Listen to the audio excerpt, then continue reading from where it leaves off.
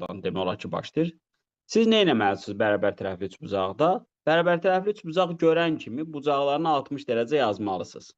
Birinci bu. Sonra nə edeyim bəs? Tərəflərin bərabər olmasından istifadə etməlisiniz. Ona görə nə edirəm? Gəlirəm burada 30 dərəcə yazıram.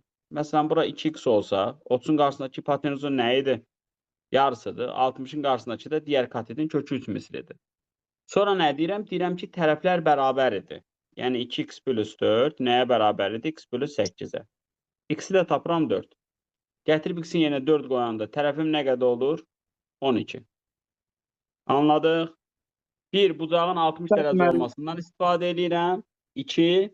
Tərəflərin bir-birinə bərabər olmasından istifadə edirəm və həmişə də bu 30, 60, 90, 60 dərəcə burada olduğuna görə yadıma düşən qaydalardan biri olacaq.